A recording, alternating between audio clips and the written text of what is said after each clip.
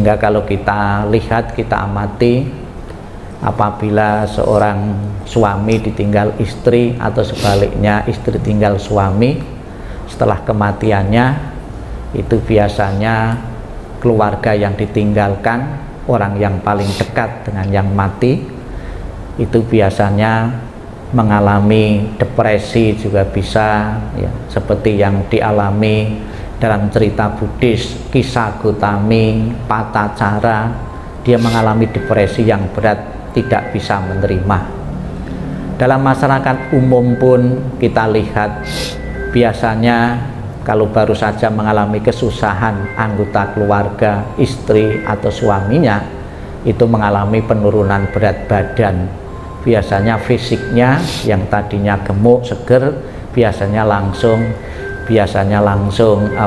surem atau langsung mengalami kemunduran dalam hal fisik. Itu sudah biasa di kalangan kita, lingkungan sekitar kita, karena memang tidak gampang. Bahkan orang yang terjun, yang menggeluti bidang keagamaan seperti saya sendiri, sering belajar dhamma, membaca dharma tentang kematian adalah hukum abadi, tentang kematian siapapun datang, tidak begitu saja langsung bisa melupakannya, karena sudah sekian lama itu biasanya sudah membentuk satu kemelekatan. Sang Buddha mengatakan berpisah dengan orang yang dicintai menimbulkan penderitaan. Itu betul-betul kita alami. Namun bukan berarti semua perpisahan menimbulkan penderitaan. Bagi mereka yang sudah menghayati dharma, menghayati hakikat kebenaran alam semesta ini, bisa menerima dengan lapang dada, yaitu dicontohkan oleh para arahat, para suci. Begitu Sang Buddha meninggal, mereka pun juga biasa-biasa saja dalam merespon meninggalnya Sang Buddha. Dia merenung, sudah sewajarnya dan sudah menjadi hukum alam, siapapun yang pernah dilahirkan pasti akan mengalami kematian tanpa kecuali. Itu seorang nabi atau seorang Buddha ternyata juga mengakhiri kehidupannya dengan kematian. Kematian atau di saat peringatan kematian maupun saat kita mendoakan kematian, Sang Buddha dalam beberapa kesempatan menganjurkan kepada siswa-siswanya untuk merenung tentang datangnya kematian.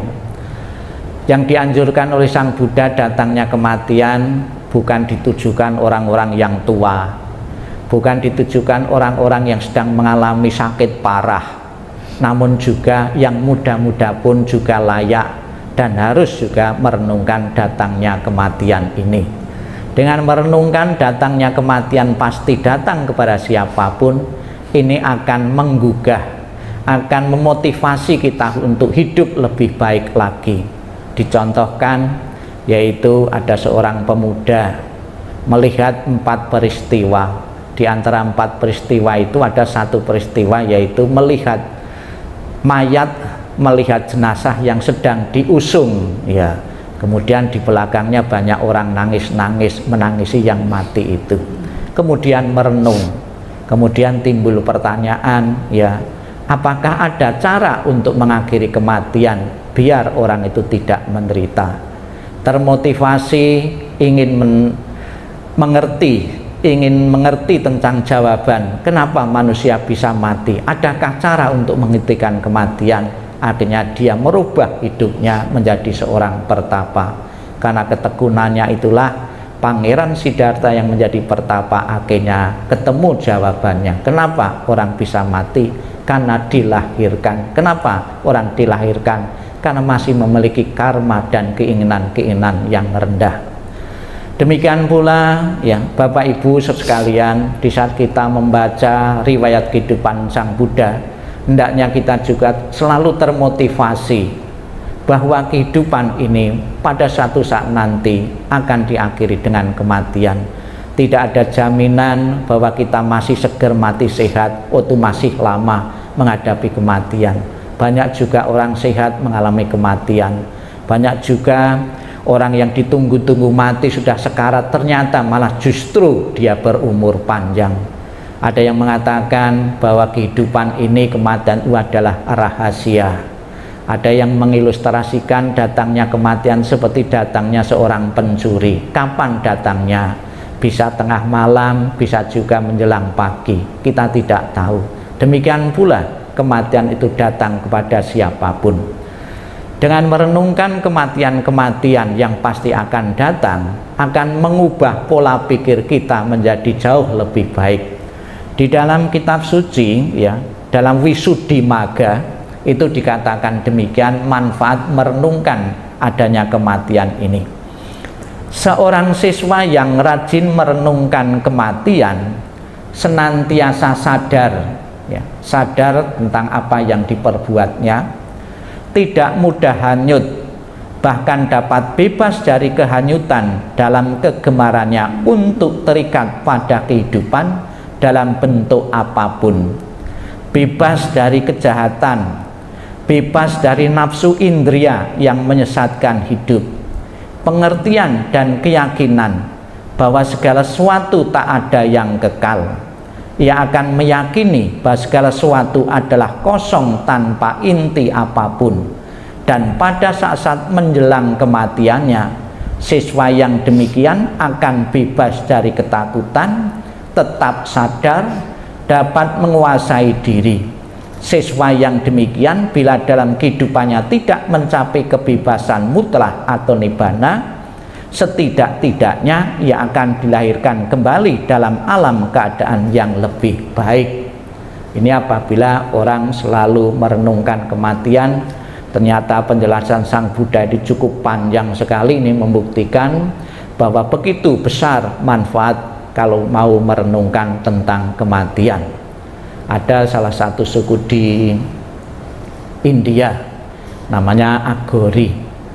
Dia merenungkan tentang kematian, bahwa kematian itu sudah ada di sekitar kita, agar membiasakan diri bahwa kematian itu akan datang.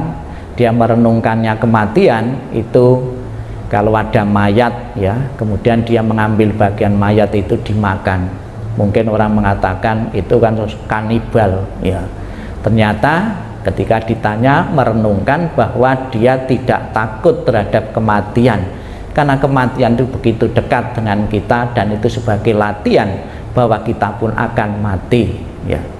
Sebetulnya kita pun, ya, itu bisa juga merenungkan kematian tanpa memakan daging manusia.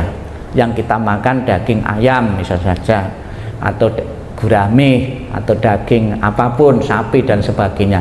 Di saat kita makan, kita merenung, saya suatu saat nanti juga akan mengalami seperti sapi ini, akan mengalami kematian. Tapi yang kita lakukan apa? Di saat makan daging sapi, makan ayam, justru kita tidak melakukan perenungan bahwa yang saya makan ini barang mati, saya pun juga akan mengalami mati, tapi justru kenikmatan indriawi. Kita lupa yang kita makan adalah sesuatu yang pernah hidup dan akhirnya mengalami kematian. Itu perenungan yang mungkin bisa kita latih untuk menyadarkan kepada kita agar perbuatan kita betul-betul itu perbuatan yang membawa kebaikan-kebaikan, yang membawa manfaat dalam kehidupan saat ini maupun kehidupan yang akan datang.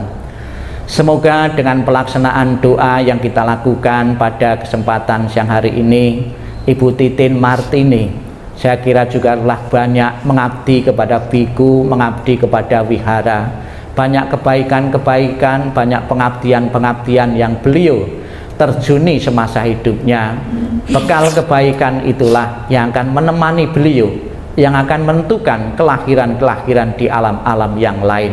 Selamat jalan Ibu Titin Martini, semoga jalanmu selalu lapang, jalanmu selalu terang, dan setelah di alam bahagia, alam surga, selalu memberikan doa restu kepada suami, kepada putra-putrinya, semoga mempunyai kekuatan melanjutkan perjuangan-perjuangan hidup yang penuh dengan tantangan dan penuh liku-liku ini. Sadu, sadu, sadu.